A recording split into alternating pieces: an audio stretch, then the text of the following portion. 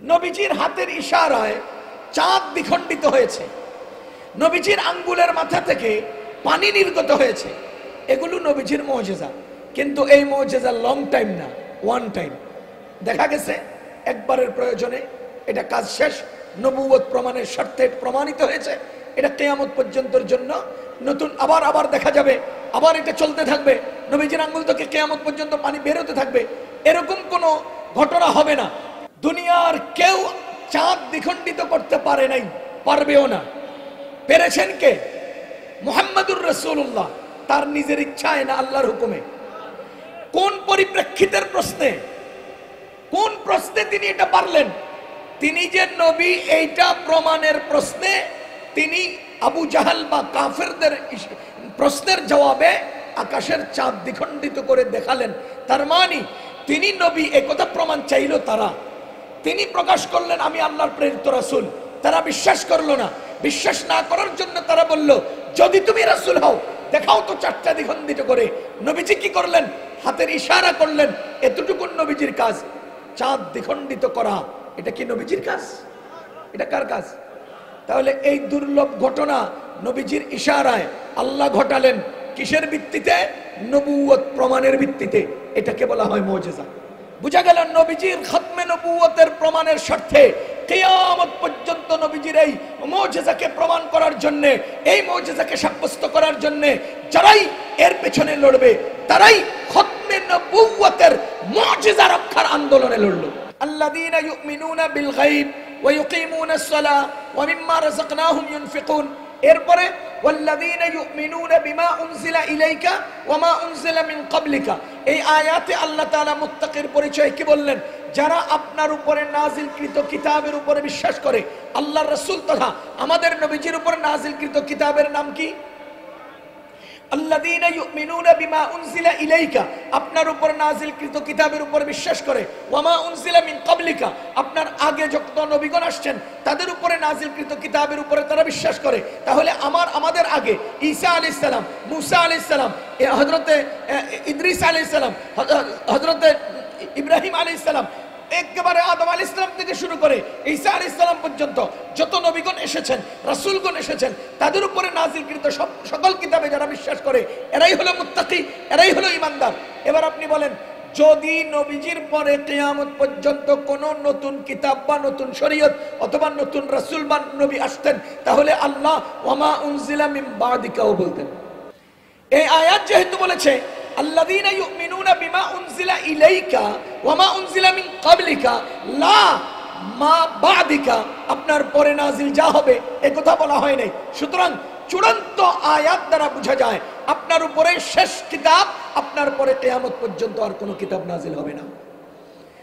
এজন্য এই আয়াত দ্বারাও নবীজির খতমে নবুয়ত প্রমাণিত হয়। খতমে নবুয়ত এটা আমাদের নবীজির একটা মুজিজা।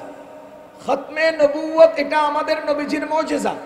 আপনাকে বলছি কোরআনে কারীম আমাদের নবীজির শ্রেষ্ঠ মুজিজা। আমাদের নবীজির শ্রেষ্ঠ মুজিজা হলো কোরআন, আর খতমে নবুয়ত এটাও আমাদের নবীজির মুজিজা। আমি এই কথা বুঝাচ্ছি যে আল্লাহ তাআলা কোরআন শরীফকে মুজিজা বানিয়েছেন, কিন্তু এই মুজিজা সাময়িক সময়ের নয়, এক ওয়ান টাইম নয়, এটা লং টাইম এবং কিয়ামত পর্যন্তের জন্য মুজিজা। নবীজির হাতের ইশারায় চাঁদ দ্বিখণ্ডিত হয়েছে, নবীজির আঙ্গুলের মাথা থেকে পানি নির্গত হয়েছে। এগুলো নবীজির মুজিজা, কিন্তু এই মুজিজা লং টাইম না, ওয়ান টাইম। দেখা গেছে একবারের প্রয়োজনে এটা কাজ শেষ, নবুয়ত প্রমাণের স্বার্থে প্রমাণিত হয়েছে। এটা কিয়ামত পর্যন্তের জন্য নতুন আবার আবার দেখা যাবে, আবার এটা চলতে থাকবে। নবীজির আঙ্গুল থেকে কিয়ামত পর্যন্ত পানি বেরোতে থাকবে, এরকম কোনো ঘটনা হবে না। কিন্তু এটা একবার হয়েছে, এটা আমাদের জন্য মুজিজা হিসেবে বিশ্বাস করতে হবে। আর কোরআন কেমন মুজিজা? কোরআন হলো নাজিল হওয়ার পর থেকে কিয়ামত পর্যন্তের জন্য মুজিজা। কিয়ামত পর্যন্ত পৃথিবীর সকল মানুষকে আল্লাহ কি দিলেন? চ্যালেঞ্জ ছুড়লেন। মুজিজা কাকে বলে? নবুয়ত, নবীগণের নবুয়ত প্রমাণের জন্য নবীগণ থেকে প্রকাশিত আল্লাহর হুকুমে দুর্লভ ঘটনাকে মুজিজা বলে। নবুয়ত প্রমাণের স্বার্থে নবীগণ থেকে কঠিন দুর্লভ মাথায় ধরে না এটা কোনো আকলে কবুল করে না। এই জাতীয় আনকমন আজগবি দুর্লভ কোনো ঘটনা নবীগণের দ্বারা যদি প্রকাশিত হয়, প্রমাণিত হয়, আল্লাহর হুকুমে হয়, তাহলে এটাকে বলে মুজিজা।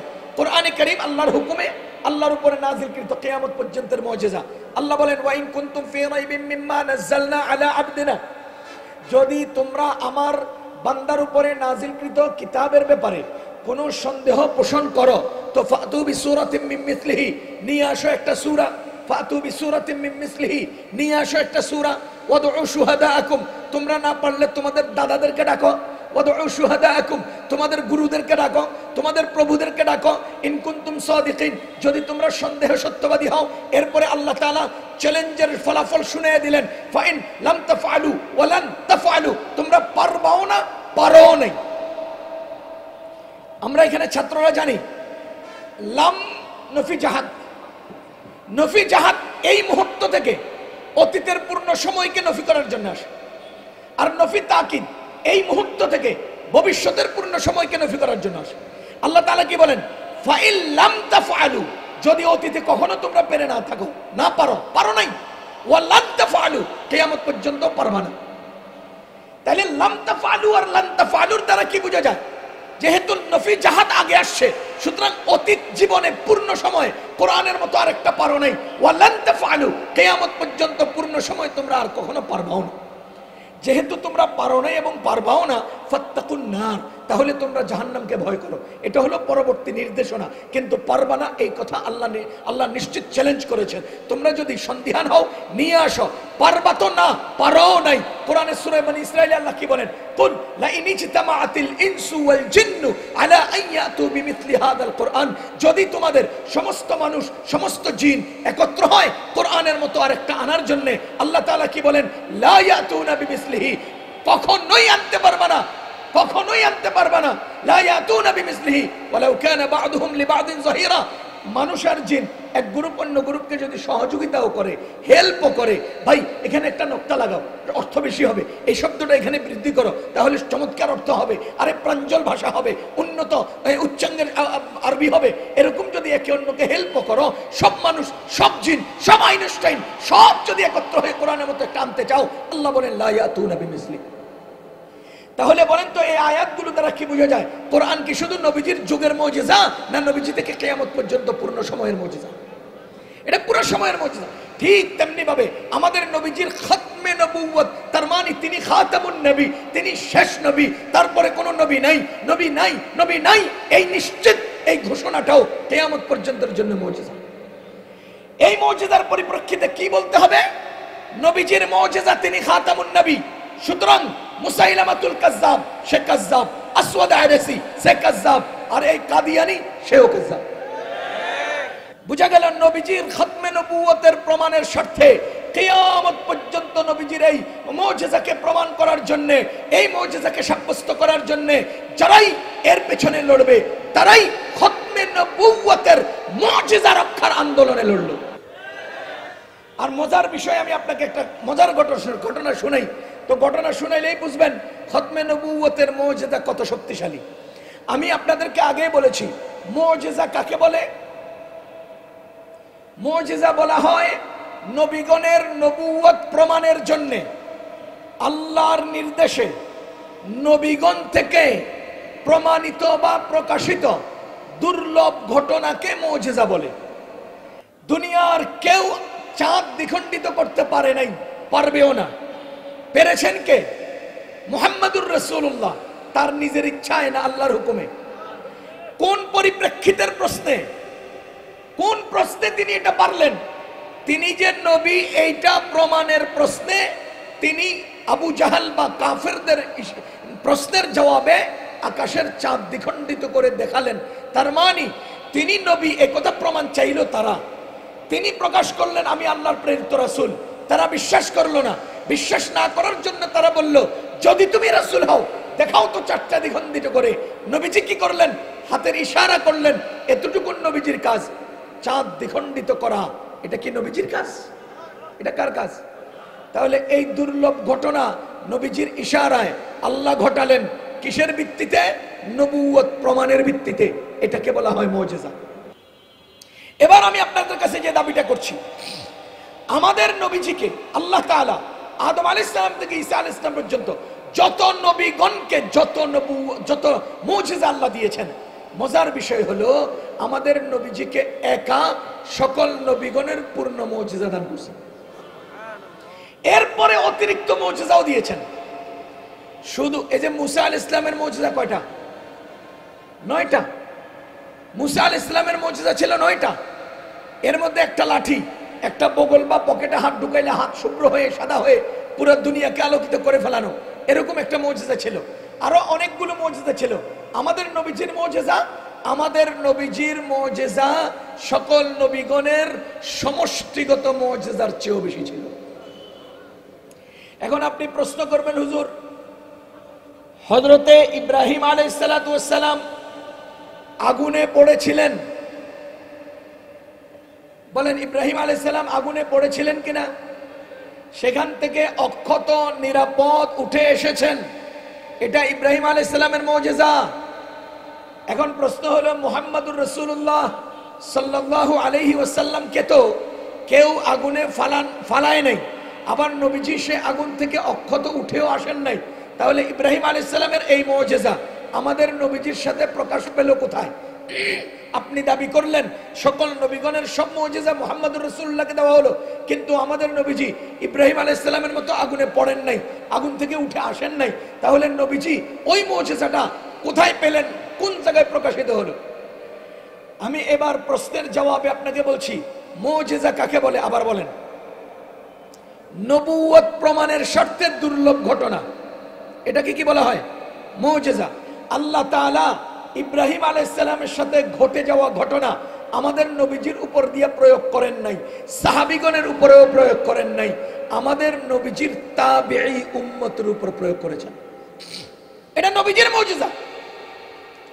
আমি একটা সহজ কথা বলে যাই, আল্লাহ ইব্রাহিম আলাইহিস সালামের উপরে যেই মুজিজা প্রকাশ করেছেন, সেই মুজিজা মুহাম্মদুর রাসূলুল্লাহ সাল্লাল্লাহু আলাইহি ওয়াসাল্লামের তাবেঈর উপরে প্রকাশ করেছেন, সাহাবীর উপরে প্রকাশ করেন নাই। কেন? সাহাবীর মর্যাদাটা আমি একটুখানি ইঙ্গিত দিয়ে বুঝাই তো বুঝবেন সাহাবী কোন মর্যাদার অধিকারী মানুষ। আমাদের সমাজে মওদুদী সাহেবের অনুসারী কিছু লোক আছে না, ইনারা কি চিন্তা লালন করে জানি না, ইনারা সাহাবাই কেরামের সমালোচনা করার জন্য, সাহাবাই কেরামের দোষ ত্রুটি তালাশ করার জন্য, আমার মনে হয় সহিভাবে নামাজ শেখার মাসআলাও এত ঘাটে না, ওরা সাহাবীদের দোষ তালাশের জন্য যে পরিমাণ কিতাব ঘাটে। কিরে ভাই, এত সমালোচনা আপনার করতে হবে কেন? সাহাবাই কেরামের ব্যাপারে নীরব থাকতে পারেন না? আপনার যদি বুঝে না আসে আপনি নীরব থাকেন না। সমালোচনা অনলাইনে এসে বলতে হবে কেন? লেখনির মাধ্যমে পাবলিশ করতে হবে কেন? সাহাবীগণের সমালোচনা আপনাকে করতে হবে কেন? আপনি কোন ক্ষেতের মূলা? আপনি কয় টাকা বেচে যান? আপনি কয় টাকা বেচে যান? আপনার এত বড় দুঃসাহস কেন যে সাহাবাই কেরামের ব্যাপারে আপনি আপত্তি উঠান? কিছুদিন আগে একজনে লিখছে, ও জেনাকারী সাহাবীর অনুসারীরা কই? একজন সাহাবী জেনা করেছেন, কথা বুঝেন, একজন সাহাবী গুনাহ করেছেন, এই আলোচনা বড় কথা নয়। গুনাহ করে না কে? আপনি গুনাহ করেন নাই জীবনে? কে করেন না হাত উঠান। দুনিয়াতে যত অন্যায় বিচার মনে হয়তো আমার গুনার কারণে হচ্ছে, আমি এত বড় গুনাহগার।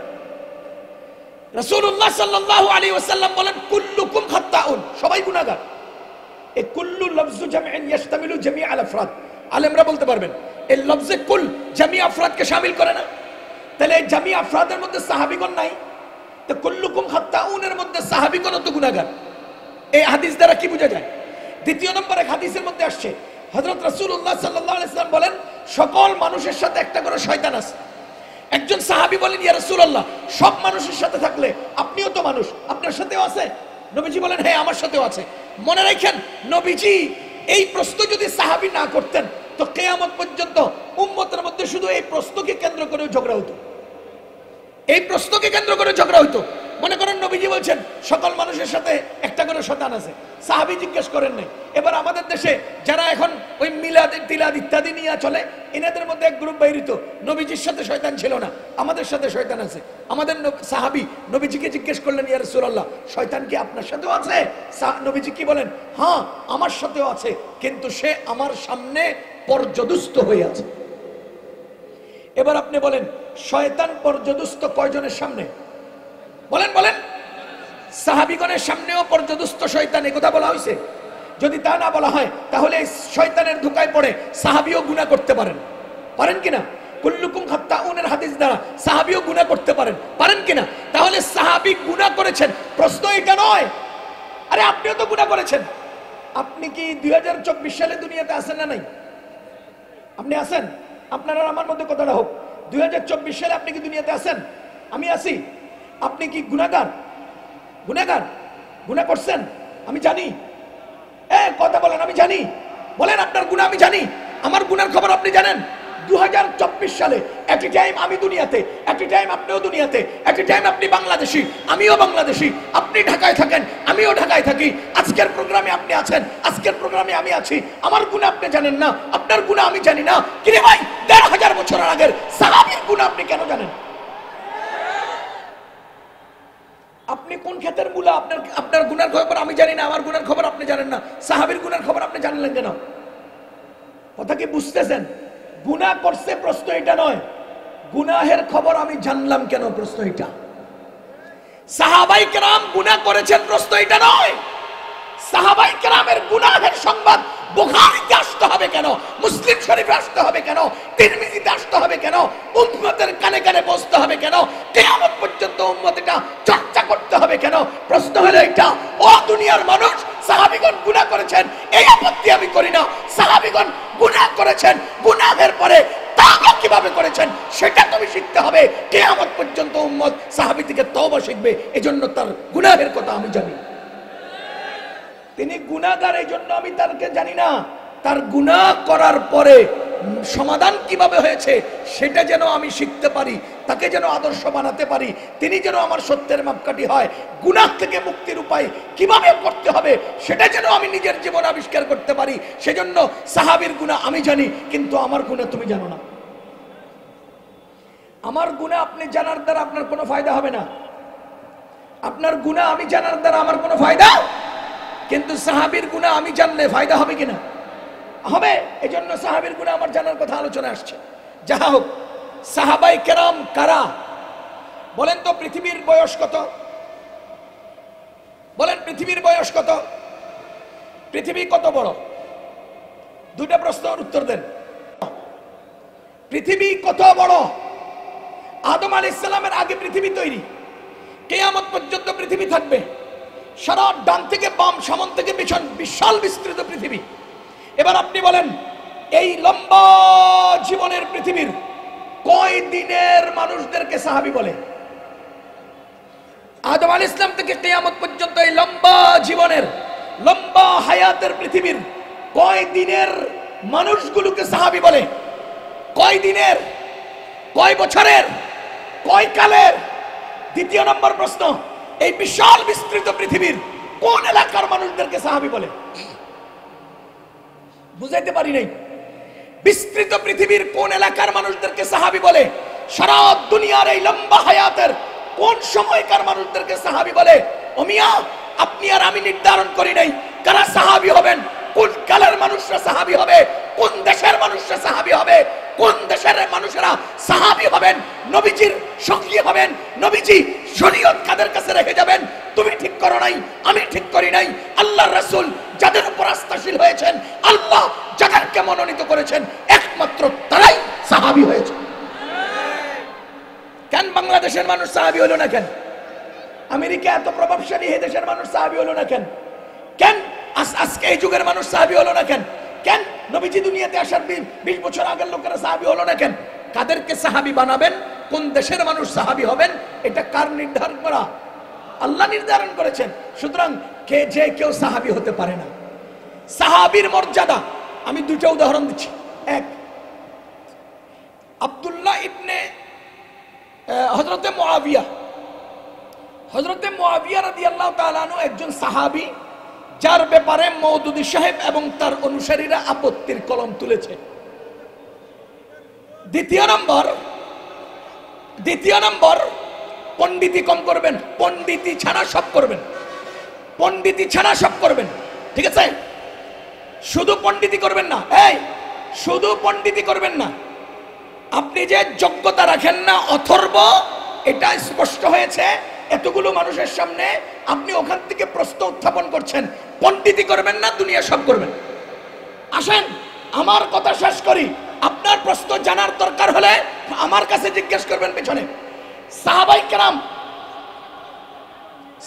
কেরাম এই কেউ কথা বলবেন না,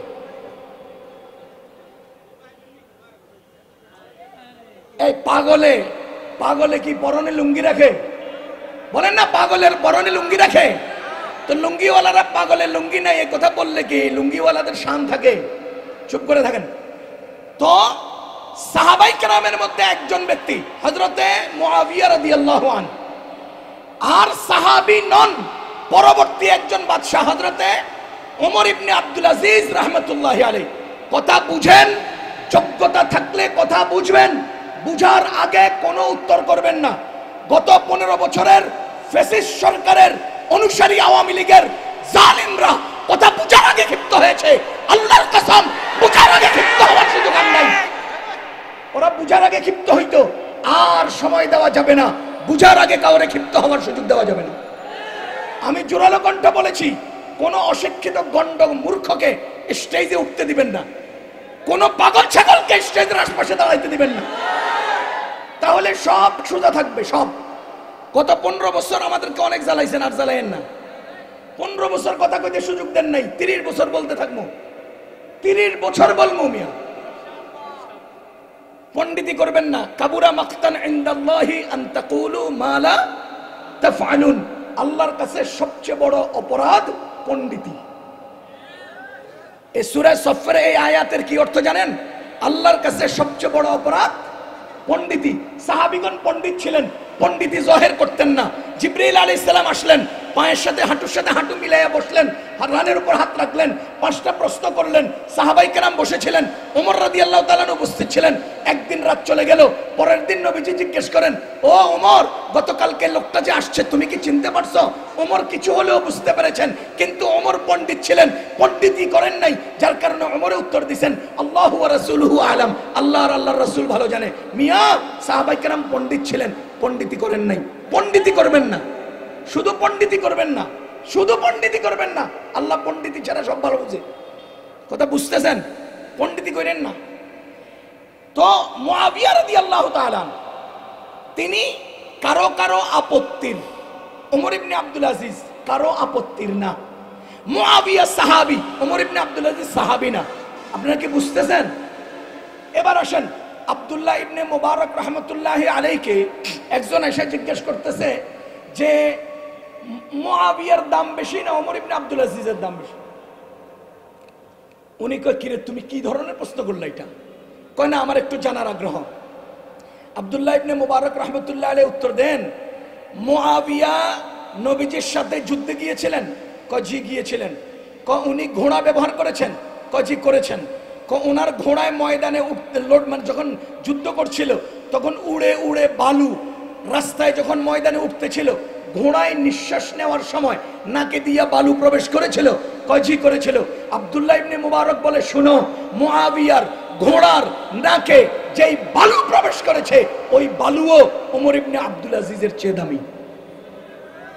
ওমর ইবনে আব্দুল আজিজের দাম কত? মুআবিয়ার ব্যবহৃত ঘোড়ার নাকে প্রবেশ করা বালুর চেয়েও কম। সদহাজারা আবু হানিফা হাম জুনাইদ খাকে পায়ে আবু হুরায়রা নারসাদ 1000 আবু হানিফা 1000 জুনাইদ বাগদাদি একজন আবু হুরায়রার পায়ের ধুলা সমানো হবে না। তুমি কে মিয়া? তুমি কে সাহাবীর ব্যাপারে আপত্তি উঠাও? 2 নম্বর উদাহরণ আমি খুব সংক্ষেপে বলবো, বলতে গেলে লম্বা কথা। আপনারা জানেন মুসা আলাইহিস সালাতু ওয়াস সালাম মাদায়েন থেকে যখন মিশরের দিকে যান, ওই যে ফেরাউনের বাড়িতে যাবে, ফেরাউনকে দাওয়াত দিবেন, যাওয়ার পথে ওনার স্ত্রীর সাথে ছিলেন, তিনি একটু আগুনের দরকার হলো, পাহাড়ের পাদদেশে তিনি স্ত্রী এবং অন্যান্যদেরকে সাথে রেখে গিয়ে পাহাড়ের পাদদেশে গেলেন। আল্লাহ তাআলা মুসা আলাইহিস সালামকে ডাক দিয়ে বললেন, হে মুসা, ইন্নাকা বিল ওয়াদিল মুকাদ্দাসি তুয়া, তুমি একটা পরিচ্ছন্ন পবিত্র জায়গায় এসেছো, জুতাগুলো খোলো। মুসা, তোমার হাতে এটা কি? তিনি বলেন, এটা আমার লাঠি, ছেড়ে দাও লাঠি। তিনি লাঠিটা ছাড়লেন। ওই লাঠি ফাইদা হিয়া হাইয়াতুন তাসআ, সেটা একটা সাপ হয়ে ওই সাপটা আবার ছটফট শুরু করছে। মুসা আলাইহিস সালাম দীর্ঘ 12 বছর এইটাকে লাঠি হিসেবে ব্যবহার করলেন। হাতের লাঠি মাটিতে পড়ে সাপ হয়ে গেল। তিনি এই সাপ দেখে ভয় পেয়ে গেলেন। আল্লাহ বলেন, লা তাখাফ খুযহা, ভয় পেও না, ধরো, সানুঈদুহা সিরাতাহাল উলা, আমি তোমার হাতে আবার স্পর্শ লাগার সাথে সাথে এটাকে আবার লাঠি বানিয়ে দেব। এই ঘটনাটা ঘটালেন কেন? পাহাড়ের পাদদেশে একাএকি মুসা আলাইহিস সালামকে আল্লাহ স্বয়ং প্রশিক্ষণ দিচ্ছেন। শোনো, ফেরাউনের কাছে গেলে এই টাইপের একটা খেলা হবে, আসেন খেলা হবে, আজকে সব পালাইয়া বেড়াইছে। সূরা ইউনূসের মধ্যে আপনারা পড়ছেন না, ওয়াকালা ফিরআউনু তুনি বিকুল্লি সাহিরিন, হাফেজ সাহেবরা বলেন না, বিকুল্লি সাহিরিন আলিম। ওয়াকালা ফিরআউন, ফিরআউনে বলতেছে, ইতুনি, আমার কাছে নিয়ে আসো, বিকুল্লি, সব, সাহিরিন, খেলোয়াড়, আলিম, শিক্ষিত, সব শিক্ষিত খেলোয়াড়দেরকে আমার কাছে নিয়ে আসো। আর আওয়ামী লীগে সব অশিক্ষিত খেলোয়াড় দিয়া আমগুলোকে খেলে লেছে। ফেরাউনের শিক্ষিত খেলোয়াড়রা তো মিয়া কিচ্ছু করতে পারে নাই, আপনাকে অশিক্ষিত খেলোয়াড়রা ডুইবা যাবো, আমরা কত জোরে কইছি, বুঝেন নাই কথা ঠিক? যাহা হোক, আল্লাহ তাআলা, আমি যেটা বলতেছিলাম, এই বর্ণনা দিলে অনেক দূর চলে যাবে। আল্লাহ তাআলা কি বলতেছেন? মুসা আলাইহিস সালামকে লাঠিটা ফেললেন, ধরলেন, মুজিজা শিখালেন, খেলা শিখালেন, খেলাতে বিজয়ী হওয়ার রাস্তা বুঝালেন। এরপরে বলেন, ইযহাব ইলা ফিরাউন, তুমি যাও ফিরাউনের কাছে। ভাই বলেন তো, ইযহাব ওয়াহিদে মুযাক্কারের সিগা কিনা? ওয়াহিদে মুযাক্কারের সিগা কিনা? মুসা আলাইহিস সালাম কয়জন? একজন। এবার মুসা আলাইহিস সালাম আল্লাহ তাআলার কাছে কি বলতেছেন? আল্লাহ, ওয়াজআলনি ওয়াজিরাম মিন আহলি, আমার পরিবার থেকে আমার একজন ওয়াজির দেন, হারুন আখি, যিনি আমার ভাই হারুন। এবার আল্লাহ তাআলা বলেন কি, আমি মুসার দাবি পূরণ করলাম, হারুনকে তার সঙ্গী বানালাম। এবার বলেন তো, এখানে মানুষ কয়জন হলেন? আল্লাহ তাআলা এবার নির্দেশনা কি দিলেন? কালা ইযহাবা ইলা ফিরাউন, যাও তোমরা দুইজন। এটা কি তাসনিয়া মুযাক্কার হাজির না? তাসনিয়া মুযাক্কারের সিগা, আমরা হাজির মারুফ, ইযহাবা ইলা ফিরাউন। এবার মুসা আর হারুন দুইজনে কি বলতেছেন? কালা, এরা দুইজন বলেন, রব্বানা, হে আমাদের রব, ইন্নানা, নিশ্চয় আমরা দুইজন, নাখাফু, ভয় পাচ্ছি, আইয়াফরুতা আলাইনা আও আইয়াতগা, ফিরাউন আমাদের উপর বাড়াবাড়ি করবে। খুব খেয়াল করেন, মুসা আলাইহিস সালাম নবী ছিলেন কিনা? রাসূল ছিলেন কিনা? হারুন আলাইহিস সালাম নবী ছিলেন কিনা? হ্যাঁ, নবী ছিলেন কিনা? তাহলে মুসা আলাইহিস সালাম নবী, হারুন আলাইহিস সালাম নবী, দুইজন যাচ্ছেন। যখন বললেন যে ফিরাউনের কাছে যাও, একজন ফিরাউনের কাছে যাও, ফিরাউন দলবল নিয়ে থাকবে, ফিরাউন সব সৈন্যদেরকে আনবে, ফিরাউন সব খেলোয়াড়দেরকে জমাবে, সব ঠিক আছে। কিন্তু আল্লাহর নির্দেশ ছিল, ইলা ফিরাউন, একজন ফিরাউনের কাছে তুমি যাও। তখন তিনি বলেন কি, ইন্নানা নাখাফু আইয়াফরুতা ওয়াহিদিস সিগা আও আইয়াতগা ওয়াহিদিস সিগা, আল্লাহ, ফিরাউন আমাদের উপরে বাড়াবাড়ি, জুলুম, অত্যাচার এবং অন্যায় আচরণ করতে পারে। তখন আল্লাহ কি বলেন? কালা ইন্নানা নাখাফু, কালা লা তাখাফা, তোমরা দুইজন ভয় পেও না। তাসনিয়া মুযাক্কারের নাহির সিগা, লা তাখাফা, লা তাখাফা, তোমরা ভয় পেও না। ইন্নানি মাআকুমা, আমি তোমাদের দুজনের সাথে আছি। আসমাউ ওয়ারা, শুনতেছি, দেখতেছি। এবার বলেন, মুসা আলাইহিস সালামের সাথে কে ছিলেন? হারুন। মুসা আলাইহিস সালামের সাথে কে ছিলেন? হারুন।